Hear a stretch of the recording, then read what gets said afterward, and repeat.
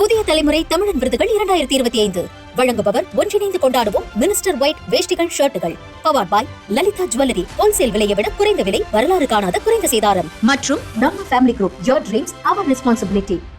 தேர்தல் ஆணையம் பாரதிய ஜனதாவுக்கு ஆதரவாக வாக்கு திருட்டில் ஈடுபட்டதாக சில தரவுகளை காங்கிரஸ் கட்சியின் மூத்த தலைவர் ராகுல் காந்தி முன்வைத்தார். ராகுலின் குற்றச்சாட்டுகள் சுதந்திர இந்தியாவின் தன்னாட்சி அமைப்பான தேர்தல் ஆணையத்தின் மீதான நம்பகத்தன்மை குறித்த கேள்வியை எழுப்புகின்றன.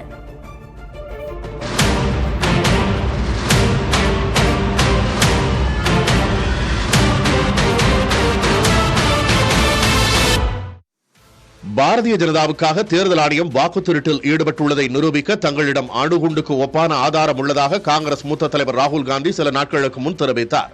அந்த அணுகுண்டு வெடிக்கும் போது தேர்தல் ஆணையம் எங்கும் ஓடி ஒழிய முடியாது என்றும் அவர் எச்சரித்திருந்தார். 2023 ஆண்டு மத்திய பிரதேச பேரவை தேர்தலின் போதும் அதனைத் தொடர்ந்து நடைபெற்ற மகாராஷ்டிரா தேர்தலின் போதும் முறைகேடு நடந்ததாக தெரிவித்திருந்தார். இந்நிலையில் முறைகேடு நடந்ததாக குற்றம் சாட்டி சில தரவுகளை வெளியிட்டு ராகுல் காந்தி பேசினார். மகாராஷ்டிராவில் 5 ஆண்டுகளில் இல்லாதவாறு 5 மாதங்களில் வாக்காளர்கள் சேர்க்கப்பட்டுள்ளதாக அவர் தெரிவித்தார். வாக்காளர் பட்டியலை பகிர தேர்தல் ஆணையம் ஏன் மறுக்கிறது என கேள்வி எழுப்பினார். மென்பொருள் மூலம் ஆய்வு செய்யக்கூடிய வகையில் வாக்காளர் பட்டியலை தர தேர்தல் ஆணையம் மறுப்பதாக ராகுல் காந்தி குற்றம் சாட்டியுள்ளார்.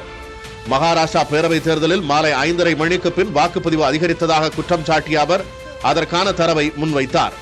மக்களவைத் தேர்தலின் போது கர்நாடகாவில் வாக்கு மோசடி நடந்ததாக ராகுல் சாடினார். எப்படியெல்லாம் மோசடி நடைபெற்றது என்பதை ஆய்வு செய்ய குழு அமைத்ததாகவும் 30 பேர் கொண்ட அந்த குழு 6 மாதங்கள் ஆய்வு செய்து தரவுகளை திரட்டியதாகவும் ராகுல் காந்தி குறிப்பிட்டார். வாக்காளர் பட்டியல் விவரங்களை காங்கிரஸ் தெரிந்து கொள்ளக்கூடாது என்பதில் தேர்தல் ஆணையம் குறியாக இருந்ததாக ராகுல் காந்தி குற்றம் சாட்டினார்.